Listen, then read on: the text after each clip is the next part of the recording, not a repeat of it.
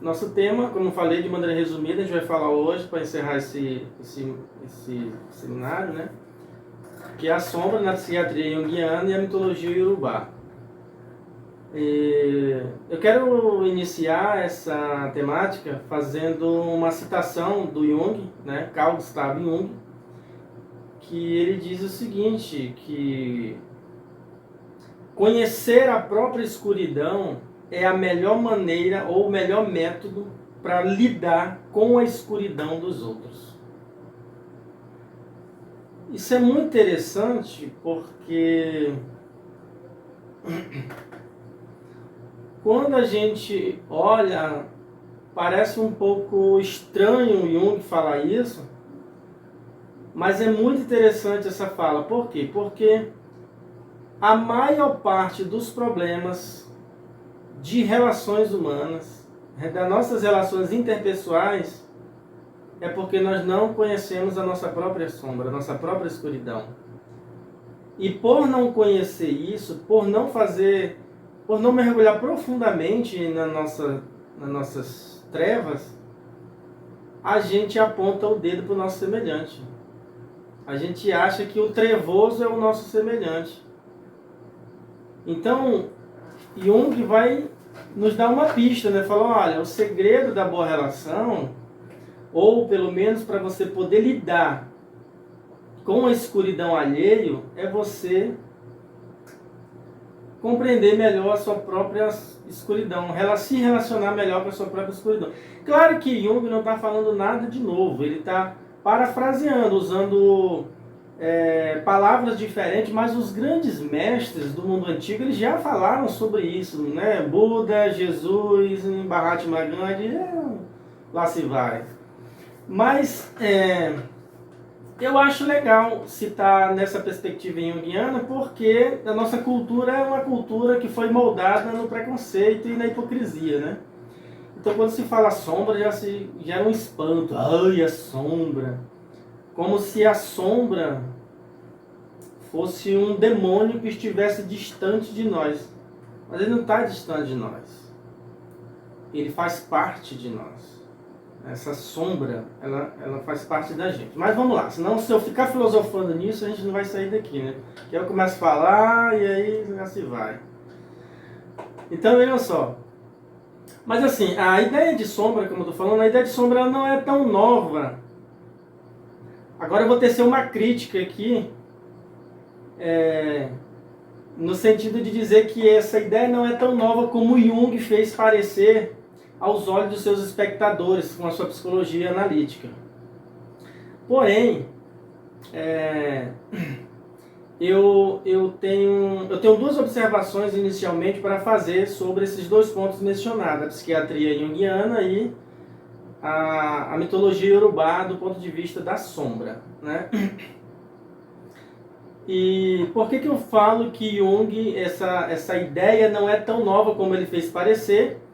E até alguns psicólogos acreditam também, né? Vejam só, primeiro, a ideia de sombra era muito comum, mais do que se pensa hoje, nos povos do mundo antigo.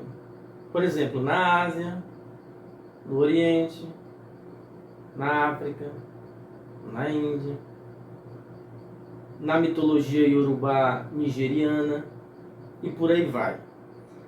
Então essa ideia de sombra, de escuridão dentro de nós não é algo novo, já estava na mitologia.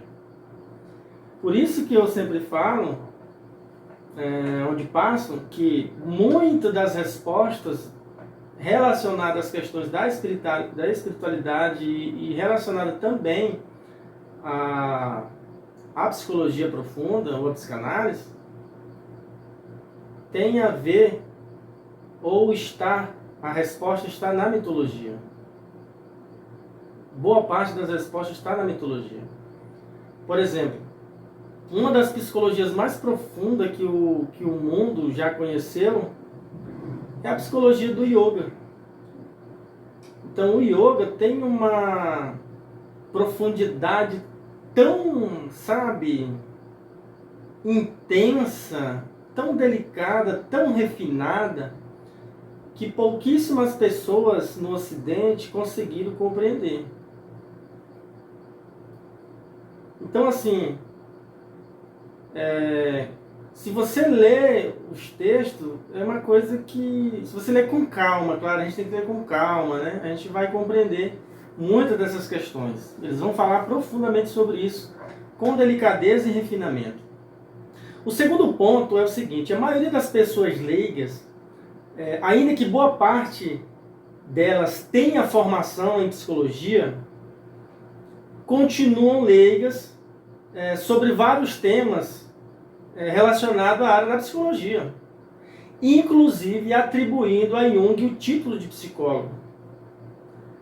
Eu sei que isso vai gerar um desagrado em muitos psicólogos quando vê esse vídeo falando sobre isso, né? Mas esse não é um problema meu, isso é um problema deles, né? Quem ficar chateado, o problema é de vocês. Porque é o seguinte: Jung nunca foi psicólogo. Jung era médico psiquiatra, foi discípulo de Freud e estudou psicanálise, assim como Freud nunca foi psicólogo. Eu já vi um monte de gente falando, não, o psicólogo Freud nunca foi psicólogo também.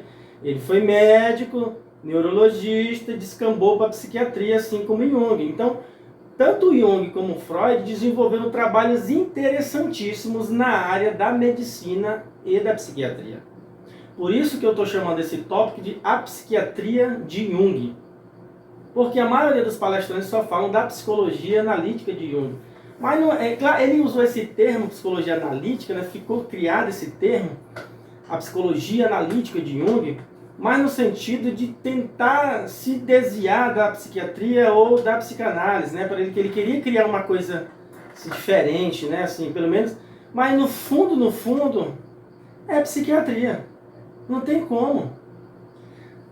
O que as religiões do mundo antigo sempre buscaram fazer? Incluindo o Mahabharata, o Bhagavad Gita, a Bíblia, enfim, o Espiritismo. O que todas essas correntes filosóficas, religiosas e tudo mais, o que eles sempre buscaram entender?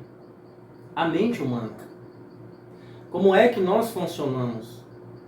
Como é que a nossa psique interpreta a realidade e interpreta o sofrimento? Para quê que eles buscam entender? Para melhorar o ser humano. Para tratar o ser humano, para que o ser humano se trate. E o que a psiquiatria faz? A psiquiatria também faz isso. Né? Psiquiatria é justamente o significado da mente com iatria, né? Cuidado, tratamento, buscar tratamento. Agora, vai mudar a metodologia. Né? Então, o que acontece? Jung, ele, para quem não sabe, né, como eu já falei, ele foi discípulo de Freud desde os anos 1907 a 1912, mas... E claro que antes, Jung teve acesso aos trabalhos de Freud em 1901, e ele conheceu o trabalho de Freud, que foi o livro Interpretação de Sonhos, que Freud tinha publicado. E ele leu o livro de Freud, Interpretação de Sonhos, mas não deu muita bola para esse livro, ele não deu muita confiança. Mas aí depois ele mandou um livro dele para o Freud. E depois ele leu de novo, na verdade, né, o livro de Freud, e aí falou, opa, na segunda leitura ele falou, opa, tem alguma coisa importante aqui. Então ele tinha escrito um trabalho também, aí ficou muito interessado no trabalho de Freud e percebeu que Freud era fora da casinha. Ele falou, opa, peraí, tem alguma coisa nesse cara que é diferente. Mandou umas cartas para ele, procurou o endereço, e mandou um livro autografado para Freud, com várias anotações e citação do livro Interpretação de Sonhos. Aí Freud devolveu a carta, né, para ele, respondeu ele e falou assim, olha, eu já tenho um trabalho seu, eu já tinha comprado um trabalho seu, já conheço o seu trabalho. E aí começou todo o namoro, né? Mas o primeiro encontro mesmo, pessoalmente, foi só em 1906. Freud foi dar uma palestra, uma conferência na Austrália, e Jung saiu da Suíça e foi para lá, porque queria conhecer o mestre pessoalmente. E no primeiro encontro já foi um namoro assim de 13 horas e meia. Eles se encontraram Na primeira chance que ele teve para conversar com Freud, ele ficou 13 horas e meia conversando com Freud sem ninguém interromper, sem beber água, sem ir ao banheiro, sem se alimentar. Eu acho que a coisa... Eles tinham muita coisa para falar, né? Foi uma coisa bem legal. Mas então, claro que aí eles vão trocar muitas cartas, mais de 300 cartas eles trocaram. Freud ajudou ele a chegar à presidência da Associação Internacional de Psicanálise, né? E para Freud era muito importante ter o Jung, porque ele era um psicanalista suíço, né? E como suíço, e vindo de uma família cristã, ele ia quebrar um pouco o estigma. Por quê? Por exemplo, naquela época, Freud tinha uma reunião todas as quartas-feiras, à noite, na casa dele, para falar sobre psicanálise. Então, toda quarta-feira, um grupo de médicos e doutores nessa área se reuniam para discutir, bater papo e tal. Só que a maioria era composta por judeus. E Freud não queria se associar, ou que a psicanálise ficasse associada ao judaísmo ou à religião judaica. Então, quando Jung chega nesse círculo, Jung não é judeu, é suíço e é de uma família cristã. Então, para ele é muito importante esse momento para poder divulgar a psicanálise, ter a psicanálise sendo divulgada na Europa por uma pessoa que não é de raiz judaica, né? Então, para ele foi muito importante nesse sentido. Então, o que acontece? Como eu falei, o Jung veio de uma família cristã, o pai dele era pastor, né? Então, por influência do pai, Jung era protestante e estava seguindo a carreira eclesiástica, mas aí chegou um momento que ele interrompeu a carreira e falou para o pai dele: olha, é o seguinte, eu não quero isso não. Eu vou tomar outra direção. Então ele resolveu estudar medicina, né? E aí ele se enveredou, gostou, falou: olha, é isso que eu quero pesquisar. Então terminou os estudos. Em 1902 ele concluiu o doutorado na Universidade de Zurique,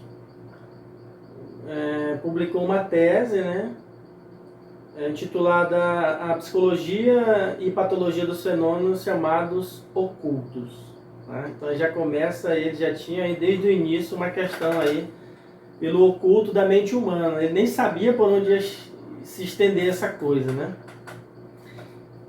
Então, mas assim, eu não vou ficar falando muito aqui dessa questão do Jung, da psicanálise, porque isso aqui é uma disciplina da psicanálise, né? Senão a gente vai ir e vai fugir um pouco aqui do foco. Mas vejam só, Jung tem uma obra chamada Memória, Sonhos e Reflexões. Se vocês nunca viram ainda, se alguém não vê, esse trabalhozinho aqui, ó. Memória, Sonhos e Reflexões. Ele não é grande, é um livro até pequeno, ele tem 500 e poucas páginas só. Mas assim, nesse trabalho, Jung comenta sobre as suas experiências que ele teve em rituais mágicos e culturais que ele aprendeu com as narrativas mitológicas, né, quando ele iniciou a jornada dele para conhecer outras culturas e expandir seus horizontes, e que, segundo ele, nesse livro, ele fala que começou em 1920. Claro que ele fez outras viagens, né? Claro que ele já tinha se separado de Freud, mas ele fez outras viagens, fez depois de 1925, enfim, porque ele queria expandir a consciência. Então, nessas viagens, ele relata que ele foi para a África, visitou o Quênia, Uganda, Índia, Roma, enfim, teve com os índios, né? Enfim, ele viajou para vários lugares para que ele pudesse elevar a sua mente. Então, a mente de Jung foi elevada para um estado maior de clareza, porque a forma dele pensar, depois que ele teve contato com essas culturas, se ampliou. Então, quando ele volta dessa viagem, ele não é mais o mesmo. Por quê? Porque ele tinha tido contato com povos de culturas e sabedoria milenar. E isso permitiu que ele vislumbrasse um mundo paralelo, um mundo místico, da qual ele tinha fugido na sua infância, adolescência e juventude, que era uma origem cristã, né? Ele não queria de nenhuma forma se associar com o pai também, assim como Freud não queria estar associado ao judaísmo, Jung não queria estar associado ao cristianismo também. Olha que interessante, né? Então, mas só que a gente tem que entender que tanto Freud como Jung, não é que eles estavam fugindo da religião judaica, ou do judaísmo ou do cristianismo. O que eles não queriam se associar era a religião. Né? Então eles queriam desenvolver a sua espiritualidade, mas não relacionado ou fazendo parte de algum grupo religioso. Então, por isso eles estudavam os povos do mundo antigo, para descobrir alguns segredos, né, que a religião escondia, ou outros que a religião nem sabe, né, ou os mestres.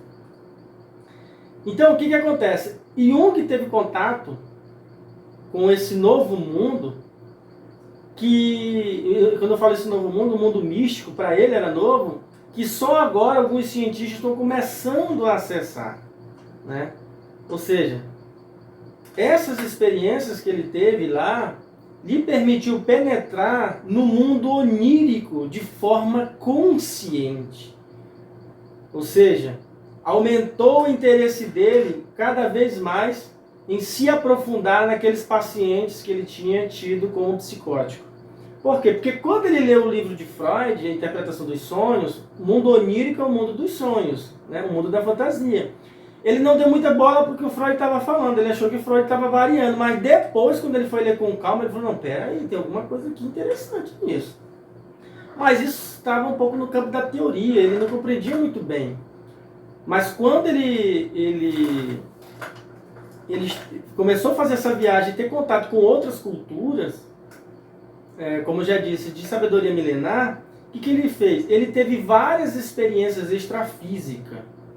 E as experiências que ele teve extrafísica estavam fora da bacia acadêmica, né? Então, muitos acreditam... então, assim, quando eu falo fora da bacia acadêmica, porque fugia daquilo que se pode pesquisar, daquilo que se pode comprovar, né? É uma experiência empírica mesmo.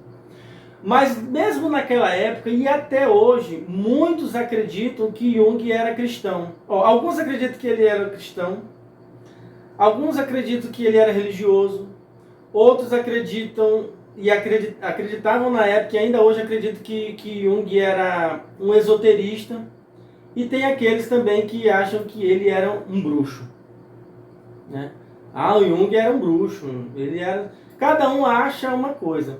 Mas na realidade, o Jung, ele nunca quis que o nome dele estivesse associado a nenhuma religião.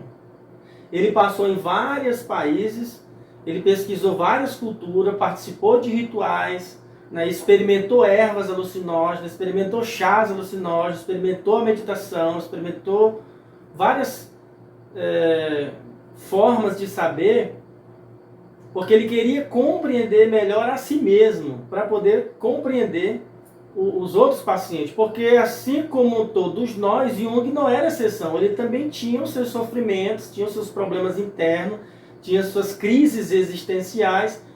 E ele queria entender melhor de onde vem isso, por que a gente sofre, o que está acontecendo. Eu preciso me conhecer melhor, a base desse meu sofrimento, desses meus traumas, para eu poder conhecer também, ou auxiliar melhor os meus pacientes, porque ele sabia que naquela época, ele falou assim, olha, o que a gente tem por enquanto não é suficiente para auxiliar. Eu sei que existe uma coisa a mais em relação aos psicóticos, mas eu não sei o que é. Então ele começou a perceber que os psicóticos, aqueles que alucinavam, né, que tinham alucinação, esquizofrenia, na verdade, eles estavam tendo contato com um mundo extrafísico, né? Com um mundo paralelo que a medicina da época e a medicina convencional de hoje também não compreende, vê como loucura. Mas isso fez toda a diferença, porque mudou a forma dele pensar. Então Jung quebrou muitos preconceitos sobre ele mesmo e também sobre os seus pacientes, porque agora ele percebeu que existia, que não era simplesmente uma loucura, que não era o caso de internar as pessoas como se fazia na época, era caso de estudar e entender. Por isso ele disse, somente uma pessoa ferida que mergulha dentro de si poderá conhecer um paciente ferido, ou poderá ajudar uma pessoa ferida, né? Por quê? Porque uma pessoa que sofre profundamente, uma pessoa que passa por situações desagradáveis, com transtornos mentais, com inquietudes, crises existenciais, euforia, depressão, ela consegue compreender um pouco melhor a aflição do outro porque ela experimenta na prática. Agora, um médico psiquiatra que não sabe o que é depressão, que nunca experimentou um transtorno mental, que nunca experimentou um pouco de loucura na sua vida, ele vai tratar o seu paciente de forma mecânica. Olha, eu não queria falar não, mas essa ironia com esse cabelo aí, com esse óculos, olha, vou te contar, hein? Essa ironia de ironia. Que é isso mesmo? A senhora voltou assim do Rio de Janeiro, toda renovada, hein? Caramba, as águas do rio fez bem pra você, hein? Eu digo lá igual você, vontade de ter águia. Então,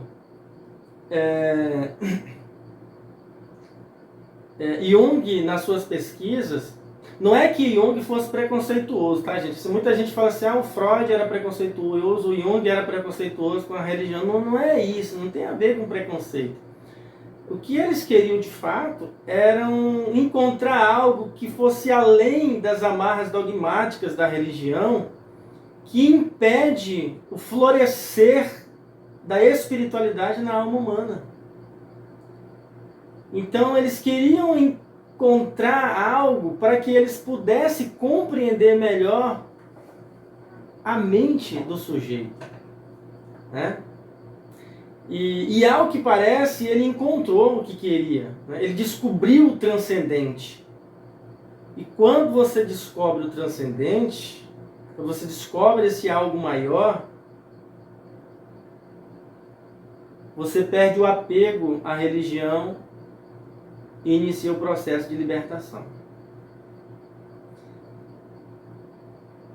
Então, veja, o apego à religiosidade, ainda que muitos não gostem quando se fala nisso, mas é uma espécie ainda de infantilidade da alma, porque em certa medida a religião ela oferece uma certa segurança, entre aspas, um certo conforto, né?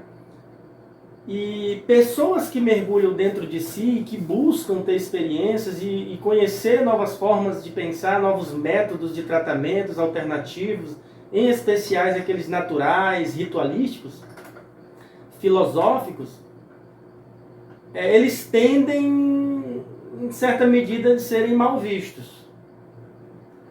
Você pode perceber que se você fizer parte de um segmento religioso e você começar a criar asa e mergulhar em outros, ter contato com outras culturas, com outras formas de pensar, com outros métodos terapêuticos, em algum momento alguém vai te olhar assim e vai falar, rapaz, por que você só fica fazendo isso? Por que você... Vai gerar um desconforto, tá? Eu não vou nem entrar nessa, porque a gente está numa energia tão boa, mas assim, vocês sabem o que eu estou falando, né? Você sabe que... Muito bem disso. Gera um desconforto, mas esse desconforto é justamente a arma do incapaz. O incapaz de enxergar o poder do outro no sentido positivo, até porque o incapaz ele percebe que o outro é grandioso, ele percebe que o outro tem uma coisa que ele não tem, e isso gera uma inveja. E a inveja gera uma sensação... A inveja é o seguinte, gente, A inveja, ela dispara um gatilho de insegurança, de inferioridade no sujeito que está te criticando. Essa que é a realidade. Quando alguém te critica e tem um ar de arrogância, parece que ele é superior, mas não é. É justamente porque ele está se sentindo inferior em relação a você e ele não suporta sentir isso. E aí a única forma dele lidar com a própria insegurança é te atacando. Mas aí você, como é elegante e refinada, você só olha e fala, olha meu bem, não posso fazer se eu sou assim, né? Se Deus me fez assim, se eu nasci assim, e estou me desenvolvendo assim, e você não consegue lidar, paciência. Então, inclusive, tem até uma entrevista no YouTube antiga, que um repórter entrevista Jung na casa dele e pergunta para ele, você crê em Deus?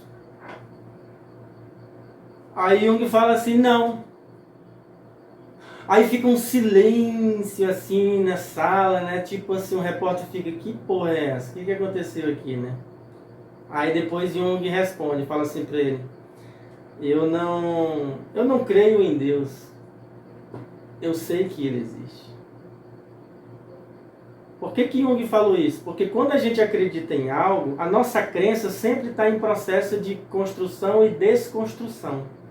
Mas quando você sabe algo, não tem como esse algo ser desconstruído, porque você experienciou o sagrado. Gente, quem já experienciou o sagrado nunca mais descrê. Não tem como. É uma coisa que é impossível. É impossível. Agora, se a pessoa fez parte de um segmento religioso e ele não levou aquilo a sério, ficou ali na superfície, ele nunca experimentou o sagrado.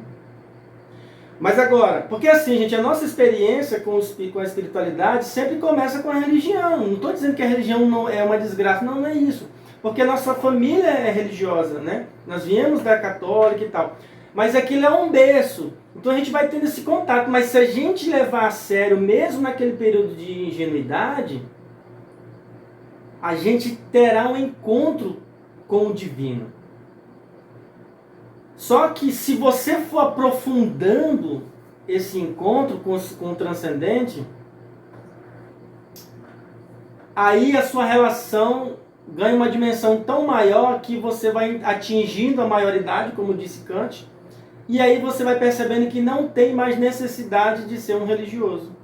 Ou seja, você descobriu que a religião depende da espiritualidade, mas a espiritualidade não depende da religião. E como nós não somos seres religiosos, nós somos seres espirituais, é aí que é a diferença. E aí você se liberta. Então você percebe que você perde aquele apego sobre a religião, porque toda religião tem um dogma, né? Até na ciência tem dogma, que tenta engessar você. Mas, eu repito, depois que você experimenta o sagrado, se encontra com o seu mestre interior, aí as amarras da religião se quebram, aí você não é mais o mesmo. Não tem como, ainda que as pessoas tentem te amarrar, te criticar, não tem, é uma coisa interna, é uma coisa do despertar. Então imagine, se o dogma de uma religião não consegue te segurar, se um colega da religião, por mais querido que ele seja, ele te critique, se ele não vai conseguir te amarrar, imagine a religião, não tem como, porque isso é muito maior que explode dentro de você, né? Então, é como Aristóteles disse, se você não quiser ser criticado, então não faça nada. Agora, se você quiser evoluir, se transformar e transformar outras pessoas, então faça alguma coisa, fale alguma coisa, mas tenha por certo que muitos olhos vão olhar para você e não vão ser bons olhos. Uma minoria vai te elogiar, mas a maioria vai te atacar. Por quê? Porque essa maioria não estão focando em si mesmo para resolver os próprios problemas e lidar com a sua própria sombra. Então, é por isso que quando eu falo assim, gente, quando alguém tem uma experiência com o divino, aí a gente lembra do Jung. Não tem como você mais ir para as redes sociais e falar assim, eu sou ateu, não acredito em Deus. Isso é uma infantilidade. Você pode já pensou que a pessoa, veja só, se a pessoa diz que é ateu, que não acredita no sagrado, então por que ela perde tempo discutindo e falando bobagem nas redes sociais se isso não existe, se Deus não existe, se o mundo espiritual? Por que a pessoa se incomoda tanto? Isso não existe. Entende? Então, quanto mais a pessoa que te diz ateu fala contra o sagrado, quanto mais ele se incomoda, mais ele está revelando que ele acredita. Só que ele não quer admitir publicamente. Eu mesmo já visitei um ateu no hospital, que ele falou para mim, se Deus quiser, ele sai daquela. O cara é ateu, doutor em filosofia, mas estava morrendo na UTI, aí ele melhorou e falou, Eliseu, deixa eu te falar uma coisa, meu irmão. Deus te quiser, bem fraquinho. Deus quiser, eu vou sair dessa, ainda vou fazer uma promessa, eu vou cumprir minha promessa contigo. Eu falei, não, comigo não, eu não tenho nada a ver com isso. Eu não tenho nada a ver com isso. E por mim, tu ia morrer hoje mesmo, irmão.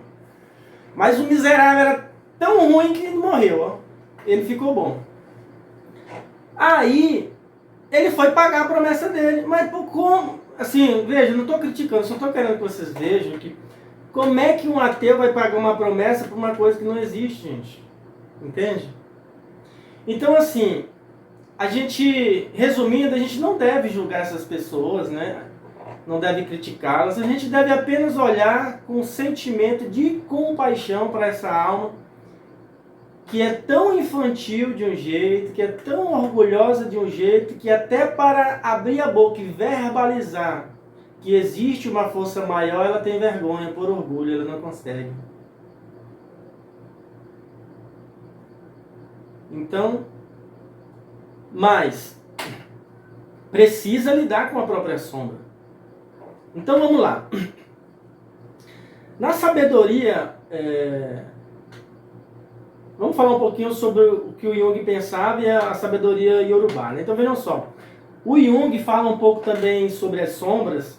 Quer dizer, em vários livros dele ele fala sobre sombra. Ele tem esse livro aqui também, sobre sonhos e transformação. Ele também fala também, que é um seminário que ele dá, né?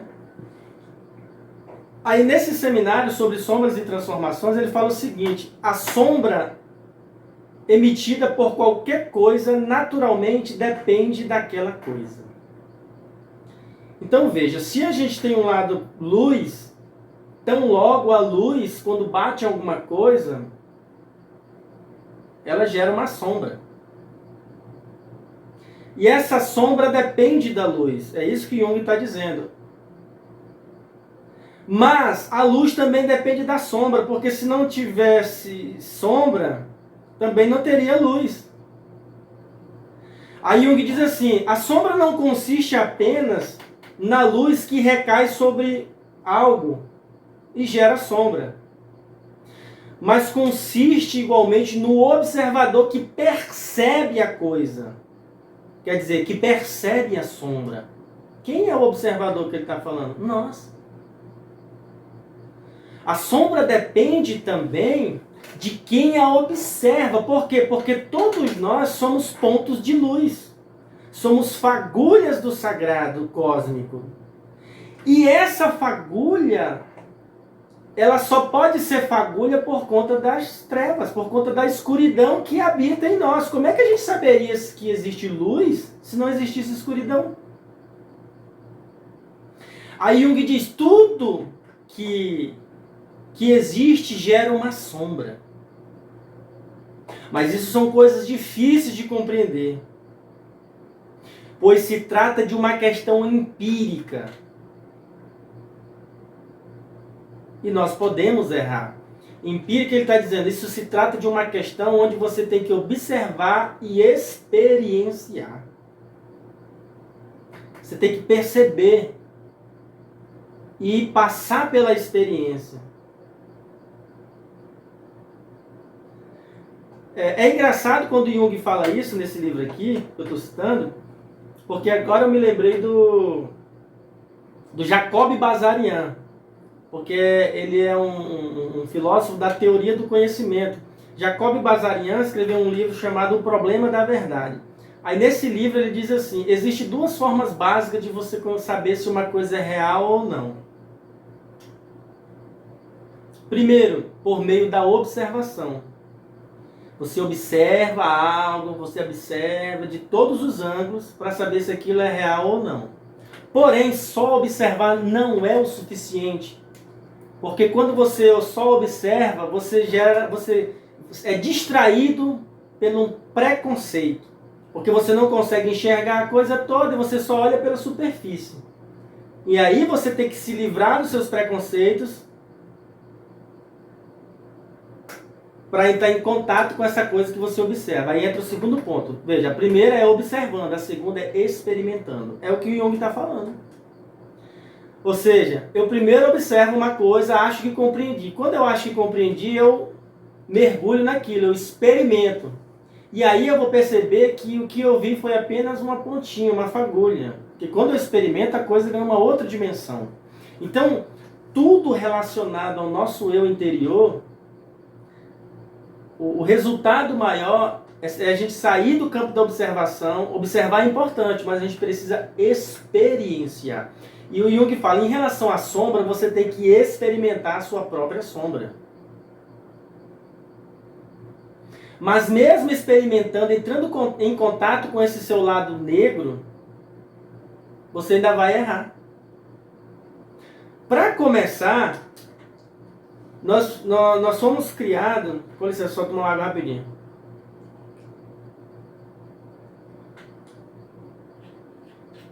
Nós somos criados numa cultura tão moralista, de um jeito,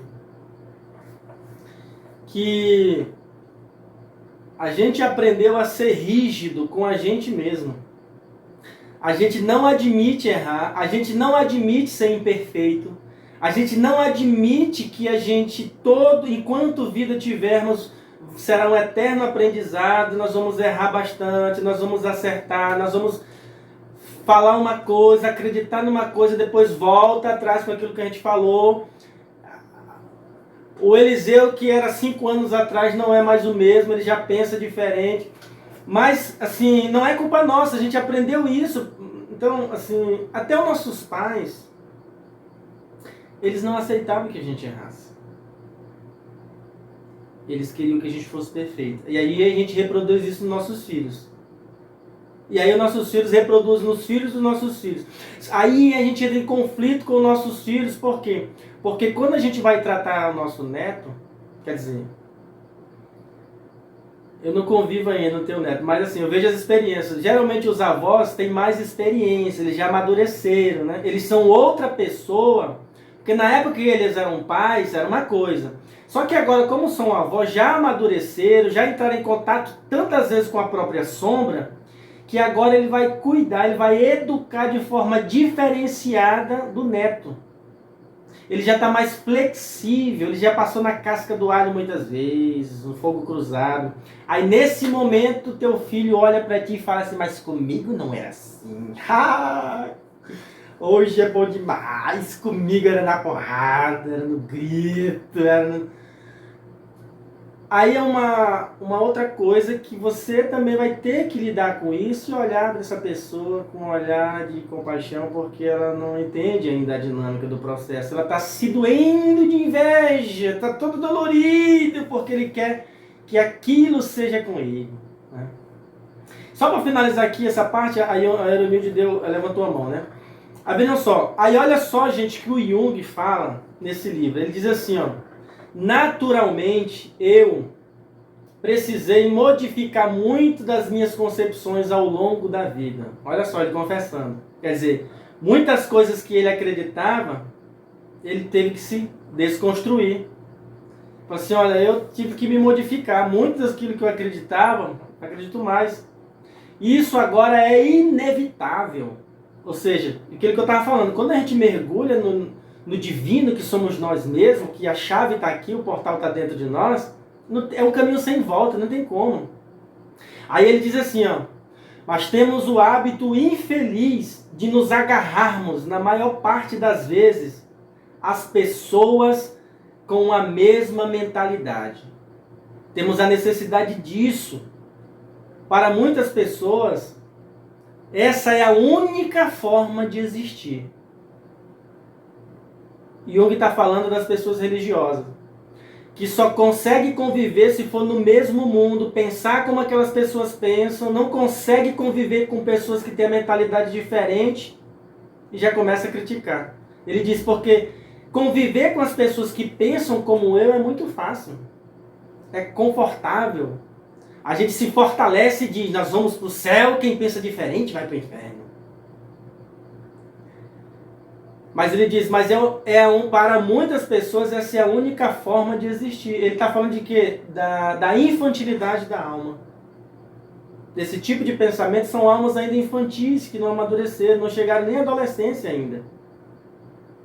Ele diz, isso é muito bom para essas pessoas, porque isso é um tipo de colo materno, um colo materno espiritual, no qual nos aninhamos, ficamos quietos, para não precisarmos se expor aos perigos da vida. Pois ao entrarmos em contato com um grande mundo, corremos um perigo imediato. Que grande mundo é esse que o Jung está falando? Será que existe um mundo muito maior do que aqui onde a gente está? É interessante isso. Leonildo, você queria fazer uma fala? Fique à vontade. Então, é muito interessante, né? Você está falando de sombra e luz. E aí, como que a gente pode ter essa experiência, acessar essa sombra, mas eu estou adultecendo, acessando essa sombra. Como que é isso na prática? Eu estou adultecida, lidando com essa sombra, sabendo que eu também sou luz. Estou amando a aula, viu? Como é que é? Eu não entendi. Estou o quê? Eu estou amando a aula. Ah, tá. Obrigada. É uma reflexão interessante, né? Que a gente... Porque assim, quando a gente consegue compreender, Anildo, que tudo existe para que haja um equilíbrio, a gente se ama mais. Né? A gente está mais propenso a gostar mais da gente, a se perdoar mais e ser um pouco mais flexível com a gente. Porque a gente vê que até a natureza é assim, luz e sombra, dia e noite. Né? Então, assim, isso tem a ver até com nossos campos energéticos, por exemplo. Tem pessoas que às vezes conversam comigo, ou até pacientes que chegam extremamente chateados porque está com o chakra desalinhado. Ah, eu estou chateado, aconteceu isso, eu estou desalinhado, eu quero que o senhor me ajude aqui e tal. E aí eu falo para essa pessoa, olha, mas não precisa ficar assim, porque isso faz parte da natureza. Nós não conseguimos estar todo o tempo alinhado, a gente não consegue estar todo o tempo manter um nível de vibração alto. Até a natureza não é assim. Então a gente não consegue ficar todo o tempo na luz, tem um momento que a gente precisa alimentar também esse nosso outro lado. Por exemplo, tem o dia clareia tudo, mas aí tem um momento que ele precisa se recolher para vir o quê? A escuridão, a sombra. Porque se a gente tentar alimentar só a nossa luz, e o nosso lado sombra ficar desalimentado, é como um animal que fica preso, sem ser alimentado, e ele fica ali enfurecido, com uma fome medonha, na primeira oportunidade, no primeiro deslize que a gente der, a gente sente esse ímpeto, essa força que nos impulsiona para deslizar na casca da banana é rápido. Porque você não está conversando com o seu lado animal, você não está dando crédito para ele, você não está... Pelo contrário, você quer fugir sempre desse lado. Mas a única forma de você fugir é se matando. Porque no dia em que a sombra que há em nós desaparecer, a gente também desaparece. Então é justamente ela que vem nos dar o equilíbrio. Por exemplo, no alinhamento de chakra, a maioria dos mestres não falam. Mas, por exemplo, quando eu trabalho alinhamento de chakra, eu faço 2 tipos de alinhamento. O alinhamento precisa passar pelo alinhamento luz e o alinhamento sombra. Você precisa equilibrar também a sombra dentro do sujeito. Por exemplo, existe um alinhamento também quando você está fazendo alinhamento de chakra, você também pode usar o imã. Quando você pega um imã, o imã tem um lado positivo e negativo. Então, se você estiver usando muita energia mental, assim, eu estou muito desgastado, então você vai trabalhar o quê? Você equilibra a sombra que há em você. Aqui, ó. Porque eu quero usar toda hora uma energia positiva, mas eu não consigo. Aí eu vou me desgastando, me exaurindo e me distraindo. E aí o que que acontece? Eu começo a desequilibrar um ponto energético em mim, por quê? Porque o meu lado sombra não está sendo equilibrado. Eu preciso equilibrar luz e sombra dentro de mim. Se você equilibra só luz, você tenta varrer o seu outro aspecto da personalidade. Ele fica no cantinho ali isolado, ele vai desequilibrar. Quanto mais o nosso lado sombra se desequilibra, o lado luz também desequilibra. Então veja, a espiritualidade não tem a ver só com luz, tem a ver com sombra também. Porque a sombra faz parte, a sombra é o complemento da espiritualidade. Mas isso aí é um assunto que a gente vai falar depois, quando quando nós estivermos falando sobre as questões terapêuticas. Mas vejam só, voltando aqui à questão, esses conceitos, como já falei, já existiam nas mitologias. E como a gente já falou na aula anterior, vamos só relembrar aqui rapidinho. Na aula anterior a gente falou sobre um termo, não sei se vocês lembram, chamado... Seja bem-vinda, viu, Mazé?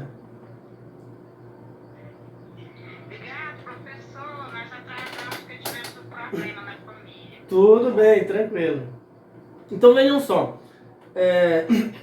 Lembra do termo Enikeji que eu falei para vocês? O termo Enikeji em Yorubá significa o segundo, o gêmeo espiritual, que a gente já trabalhou na outra aula, que todos nós temos um gêmeo espiritual, um eu superior, uma cópia nossa que está no plano espiritual que nos auxilia. Ele nos auxilia também no sistema de proteção. Então vejam só, segundo as narrativas que chegaram até nós, quando o Enikeji é criado, ou seja, quando esse eu duplo é criado, também é criado o Ojiji, ou Ojiji, né? Mas Ojiji porque é J-I, né? Mas na linguagem também se chama, pode ser em português Ojiji ou Ojiji. E o que isso significa? Significa sombra. Então veja, quando o nosso eu superior, a nossa alma superior é criada, em consonância, em harmonia, concomitantemente, no mesmo instante, também é criada a nossa sombra, segundo a mitologia iorubá. Então veja, essa cultura sabia de alguma coisa que a gente não sabe. Como é que eles poderiam saber disso? O que é que está sendo criado aqui? Luz e sombra. Yin e Yang. Terra e água. Ar e fogo. Entende? Então veja. Essa sombra tem uma força muito importante para a gente. A gente vai entender melhor. Então vejam só. Quando o nosso eu duplo é criado o Ojiji. Ou Ojiji, que é a sombra. Ok. Vejam só. Essa mitologia, essa sombra, vejam só, você fala assim, tá, mas a gente tem um lado escuro, a cultura cristã falou que esse lado negro é horrível, é um ímpeto animal muito horrível que o homem tem que domar, blá blá blá, ok, tá, vamos esquecer isso por um momento e vamos focar um pouco no que a mitologia está nos ensinando. Então, segundo a mitologia urubá, essa sombra é criada quando o nosso eu duplo é criado também para quê? Para quando a gente encarnar na Terra, essa sombra nos acompanhar todos os momentos da nossa vida. Aí você fala assim, por exemplo, quando eu comecei a tomar a experiência do chá, na época quando eu comecei a estudar sobre o vegetal, o Daime, eu estudava só nos livros. Aí depois, quando eu comecei a fazer a pesquisa de campo, eu comecei a tomar o chá. Então eu percebi, pela experiência, que quando o portal se abre, a gente pode se conectar com esse nosso eu duplo, que é o nosso mestre, que é o nosso mentor, que nos orienta. Então veja, aí, olha uma coisa interessantíssima que a mitologia iorubá diz. A função dessa sombra é registrar todos os acontecimentos ocorridos no Aie. O que é o Aie em Iorubá? Mundo físico, durante a nossa experiência aqui na Terra. Esse registro ele será utilizado no Orum. O que é o Orum em Iorubá? Céu ou mundo espiritual, ou um espaço extrafísico. Para quê? Para fazer um balanço do quanto foi ou não cumprido o nosso destino aqui na Terra. Em sânscrito é o dever, né? Foi cumprido o nosso dever, o nosso dharma, a nossa missão. E resumindo, esse registro vai dizer o quanto a gente conseguiu desenvolver a nossa alma, a nossa consciência. Por que isso é tão importante? Porque o que a gente vai levar para o plano metafísico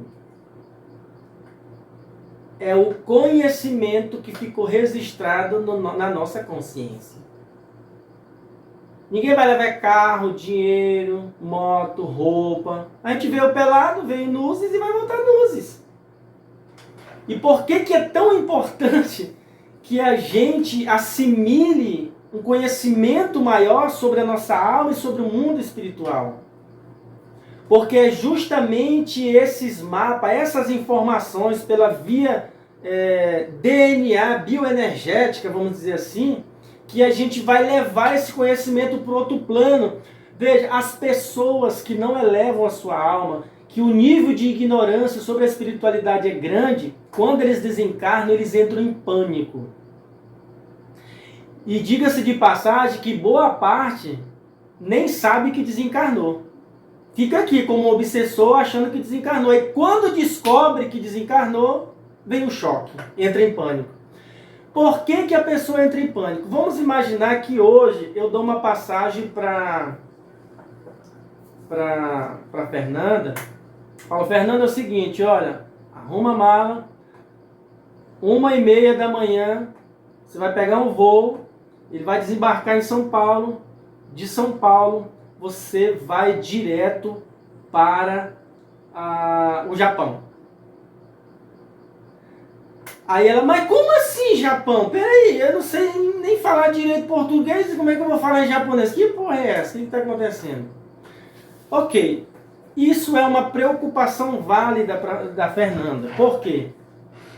Porque ela já se preocupou. Eu não conheço a cultura, eu não conheço o idioma, eu não conheço ninguém lá. O que a Fernanda está querendo me dizer com isso? Eu sou estrangeira.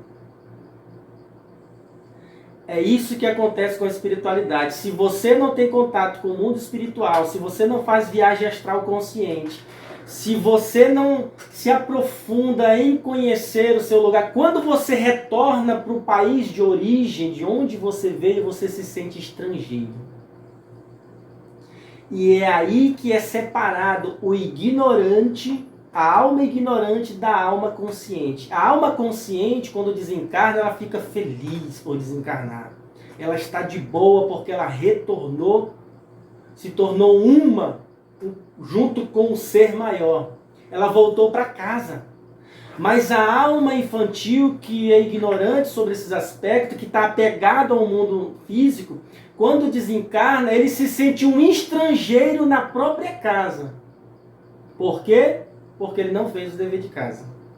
Ele não procurou se conhecer, ele não procurou estudar, ele não procurou pesquisar, ele não meditou, ele não praticou yoga, ele não se alinhou, ele não buscou conhecer o sagrado, ele não buscou fazer viagem astral consciente para conhecer, ele não para ir para a universidade no astral, para aprender um pouco mais sobre o país de onde ele veio, para que as memórias sejam recobradas. Então, quando ele desencarna, ele é um estrangeiro.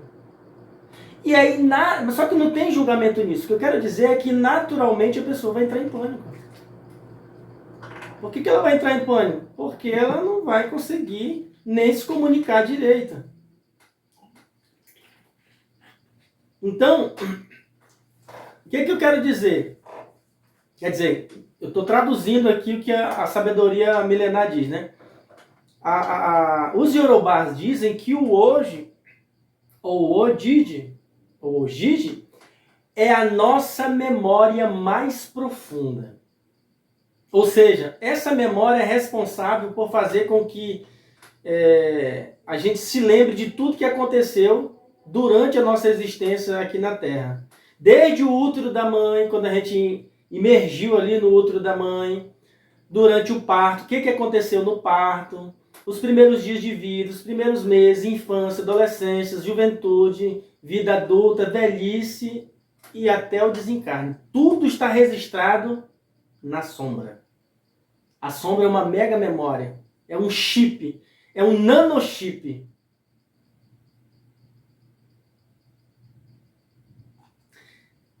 Também é registrado tudo o que pensamos, porque o que a gente pensa é eletricidade, né? É energia. Falamos, como nos comportamos na nossa vida diária, enquanto estivermos aqui na Terra. Vocês estão entendendo, gente, por que eu estou falando agora? E quando uma pessoa fala assim, eu quero fazer um tratamento terapêutico, uma regressão, uma hipnose, para esquecer do meu passado, para esquecer do meu trauma, você está tentando eliminar a sua própria memória de existência? Num trabalho de regressão, num trabalho de hipnose, num trabalho sistêmico, seja qual for a corrente, não se faz eliminação de memória, se faz eliminação de sintomas de sofrimento. Você ainda vai lembrar, mas aquilo não terá mais nenhum poder sobre você.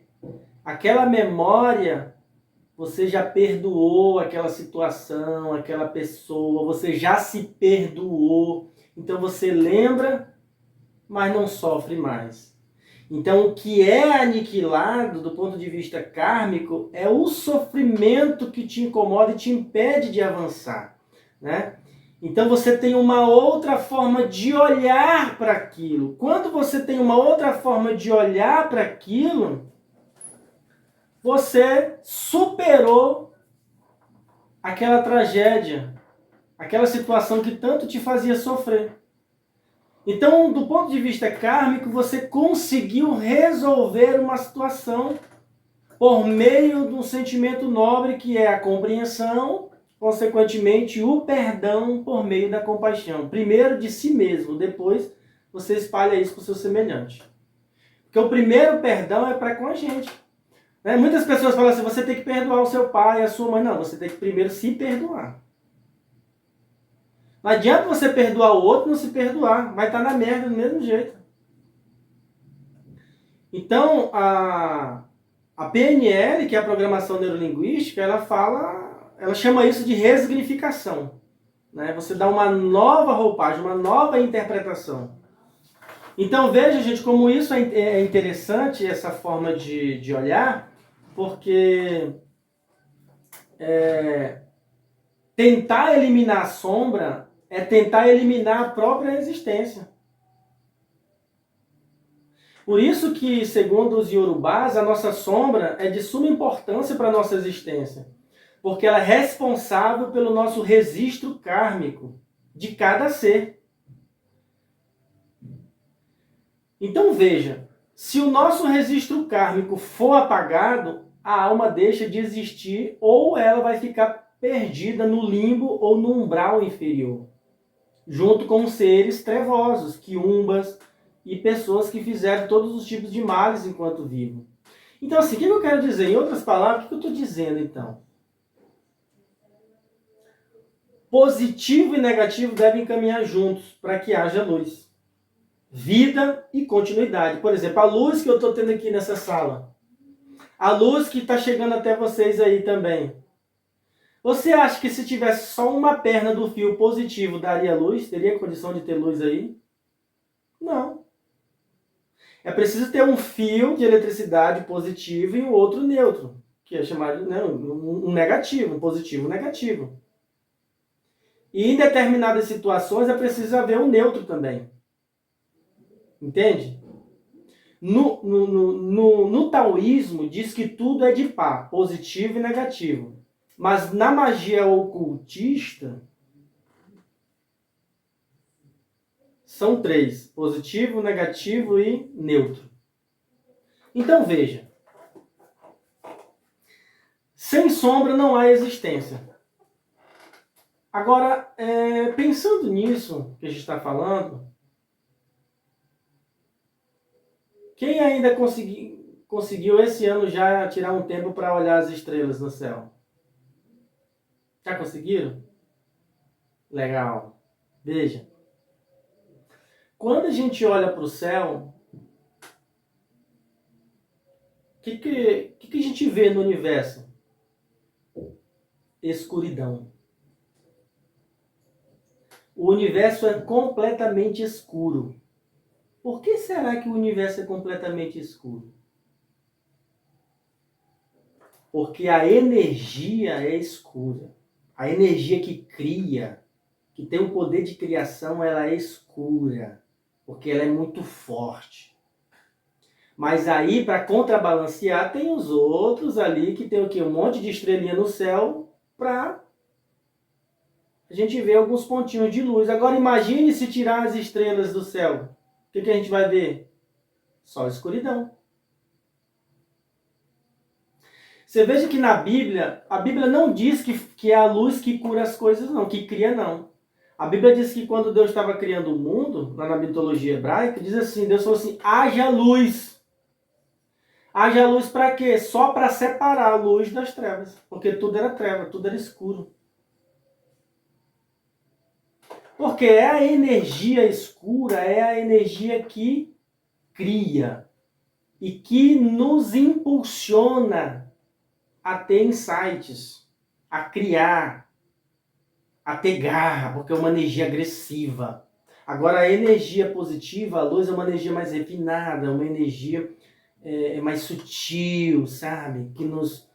Que trabalha mais com o nosso lado romântico, com o nosso lado mais, vamos dizer assim, do amor e da compaixão. Aí Jung, nesse mesmo livro aqui, sobre sonhos e transformação, ele fala assim, há uma correspondência direta entre sombra e consciência. Você não consegue se elevar, ou não consegue elevar o nível de consciência se você não se relacionar com a sua sombra. Mas o que as pessoas, boa parte das pessoas fazem aqui no Ocidente? O que eles nos ensinam nos cursos? Você tem que se energizar com a luz, com a coisa positiva para você levar sua consciência. Se você não fizer isso, você não consegue. Você tem que eliminar a negatividade da sua vida. Eu acho que não é bem assim, né? Luz e sombras estão juntos, mas cada macaco tem que ficar no seu galho. Agora é o momento da luz? Ok. Agora é o momento da escuridão? Ok também. A escuridão precisa ter vazão, ela precisa ter também, né? Enfim. Então a sombra ela é considerada como a mais, por Jung, ela é considerada como um dos arquétipos mais poderosos. E ela é considerada o quê? Perigosa e forte e agressiva. Jung diz o seguinte, o homem deve conhecer a si mesmo para se harmonizar com a sombra que há em si. Do contrário, poderá ser um perigo para si mesmo e para os outros. Por que digo perigoso? Não é a sombra, vejam só, não é que a sombra seja ruim. É a natureza pela qual é constituída, ou seja, é constituída por uma energia densa e sua estadia é no baixo astral. Por isso é poderosa e perigosa. Ela precisa ser domada em nós, conquistada. Para quê? Para que ela impulsione a gente na direção dos nossos objetivos.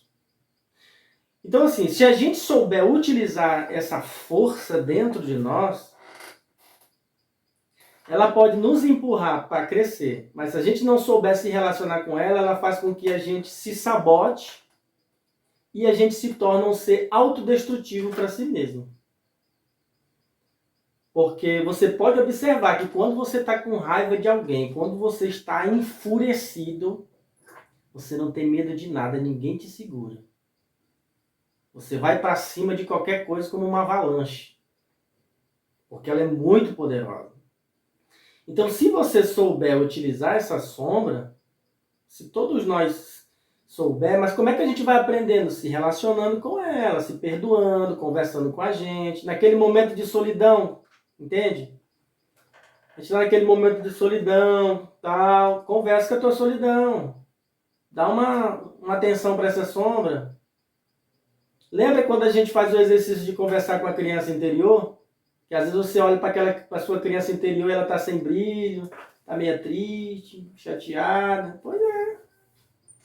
É a sombra que está lá escondida, só esperando você olhar para ela e falar assim, olha, eu vou te acolher, porque você faz parte de mim. Eu não quero ser o mal, quero ser o bem. O meu objetivo aqui não é ser burro com você, não. É ser seu amigo, seu parceiro, para você me ajudar na jornada aqui na vida. Então veja, segundo os Yorubás, as inspirações que a gente tem na vida sempre é obra da sombra. Então quando a gente tem um insight, uma inspiração para escrever uma música, uma poesia, para ter uma direção e tal, vejam só, a capacidade de reter ideias e liberar ideias, imagens, insights, está relacionado com a nossa sombra. E pode ser vantajoso para a gente. Então veja, a sombra tanto tem a capacidade de nos paralisar, de nos bloquear, como nos empurrar para frente. Aí você fala assim, tá, e a luz? Quando eu estou equilibrado, com meus chakras equilibrados, eu estou bem energeticamente, o que eu vou ter? Clareza mental, discernimento. Imagine que você está num carro bonito, novo, mas um carro com a lataria bonita, nova, reluzente, não pode fazer nada se ele não tiver um bom motor para empurrar esse carro. Então a luz é o belo, é a clareza, eu consigo enxergar. A sombra é o motor, é a força, é a agressividade que vai te empurrar para frente. Agora, se você ignorar isso, se você não quer lidar com isso, você pode se prejudicar. É por isso que o exercício do auto-perdão é muito difícil, porque se perdoar, a gente vai ter que passar por cima do nosso orgulho para lidar com a própria sombra. Jung fala que quando o ego e a sombra trabalham em perfeita harmonia, a pessoa se sente cheio de vida e energia. Por quê? Ele diz que o ego é que vai... o ego canaliza essa força, essa sombra, ao invés de obstruir ela. Então, essas forças são emanadas pelos nossos instintos. Então, a consciência, quando a gente canaliza essa energia, a nossa consciência tende a entrar em estado de atividade para se expandir. Por quê? Porque a gente fica cheio de vivacidade. Mas a gente aprendeu no Oriente que a sombra é que aprisiona, a sombra é que deixa a pessoa doente. Ela tem esse poder de deixar você doente. Se você não está dando atenção, você não quer compreender, você não quer se relacionar com ela, ela vai te fazer sofrer.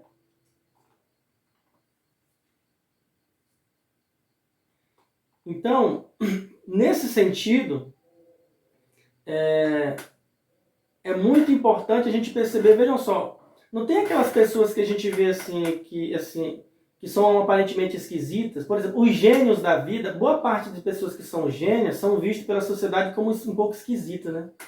Como loucos, excêntricos. Mas a sombra está diretamente relacionada com a genialidade também. Sabiam disso? É. E no momento que essa sombra é potencializada, muitas pessoas que são gênio podem apresentar comportamentos, mesmo que temporários, como se fossem pessoas insanas, como se fossem loucos. É porque realmente a sombra, ela nos permite transitar entre o mundo metafísico e esse mundo físico. Ou seja, a gente tem um momento que a gente dá uma transitada ali, tem um devaneio, né, na linguagem média. Você está tendo contato com outros seres que provavelmente você não teria se você não tivesse essa memória, esses nanochip, esses microchip, essa máquina para registrar tudo. Existe uma teoria em determinadas religiões que dizem que quando a gente morre tudo acaba, a gente não lembra de nada. Só que a mesma religião que prega isso se contradiz, porque diz que você precisa passar por um julgamento quando morre. Como é que você vai ser julgado por uma coisa que você não lembra? A maior ferramenta que nós temos é a nossa memória, a nossa consciência. Então, veja, o Ogigi é responsável por registrar todas as memórias, para carregar todas as lembranças que nós temos do que a gente fez aqui na Terra, no sentido kármico. E aí existe um outro ser responsável, que na mitologia iorubá são os Exus. Existe uma categoria de alto nível de Exu, que são os senhores do karma. Esses senhores do karma são responsáveis não para registrar, mas para ativar e desativar karmas. Então veja, já é um outro nível. Então, se a gente for observar, cada ser tem uma função. Cada ser está fazendo o seu trabalho. Então, essa de que a gente está aqui com um defeito e não sei o quê, que tem que ser só luz. Não, a vida não é só luz. A vida é cheia de altos e baixos. É alegria e tristeza, mano. É luz e sombra. É pobreza e riqueza. É alegria, é felicidade e também momentos de depressão. Entende? É momentos de bonança, mas também é momento de escassez. Ah, mas eu vim aqui pro mundo para ser feliz. Então tá no planeta errado, colega. Me desculpe, mas tem que pegar a nave, o jatinho que te deixou aqui e falar com o pessoal que te deixou aqui. Falar, olha, porque aqui não é não. Pode ser em Marte, outro lugar para ser feliz. Aqui não. Aqui não é lugar para ser feliz. Aqui é lugar para despertar, para evoluir. Aí você fala, mas eu nunca mais. Eu já encontrei pessoas, pacientes que chorou na minha frente, falou assim, eu não quero mais vir aqui, quando eu morrer, eu não quero mais ir pra essa merda, que é só sofrimento. Então faça por onde, colega? O que vai definir isso é o nível de consciência que você tem. Como é que você vai passar 1000 anos em repouso e depois poder escolher qual o planeta que você quer ir, que é um planeta mais evoluído, se você não teve condição nem de evoluir aqui? Que nós estamos no jardim da infância, no primário. Entende? Então, a gente precisa se habituar com o mundo celeste para que quando a gente desencarne, a gente não se sinta que está num país estrangeiro. Não consiga nem se comunicar, não sabe onde as coisas estão, não sabe a quem se dirigir. A gente precisa se preparar, é uma jornada. Agora existem muitas distrações aqui, claro, mas é no meio das distrações e das tentações é que a gente se espiritualiza. Não é na igreja, não é nas reuniões que a gente se espiritualiza. A gente vai só ali só para congregar, para ter comunhão com os irmãos, ter uma boa relação e blá blá blá. Mas a espiritualidade se dá no dia a dia mesmo. É onde a coisa fica esquisita. Entende? Então, isso é bobagem achar que a gente tem que se livrar da nossa sombra. Não, você tem que se harmonizar com essa sombra, né? Você tem que aprender a lidar com ela, conversar com ela. Ah, então assim, como é que eu faço para começar? Faça uma lista de tudo aquilo que você não gosta em você. Tudo aquilo que você não gosta em você, você vai escrevendo lá em casa. Tudo aquilo que você não gosta. Depois que você listou tudo, mas isso, claro, você tem que tirar um momento para se estudar. Aí você vai item por item, por que que eu não gosto disso em mim?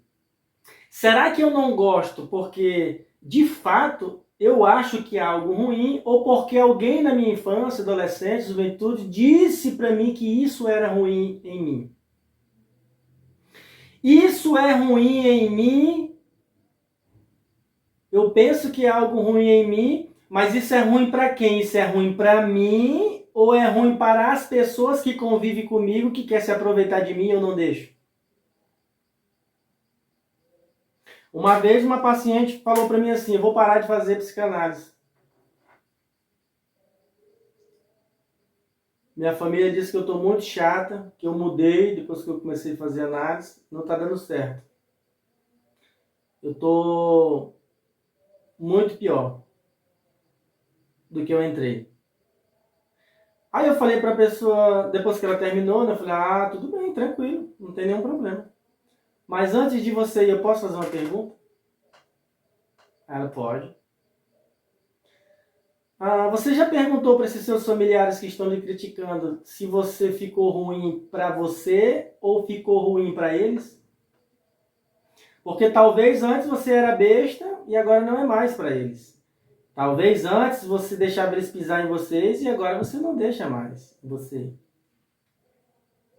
Talvez antes você era um tapete para todo mundo pisar e agora você não serve mais de tapete. Então, assim, você tem que se perguntar. Ou então perguntar para eles, pergunte para eles, mas eu fiquei ruim para quem? Para mim ou para vocês?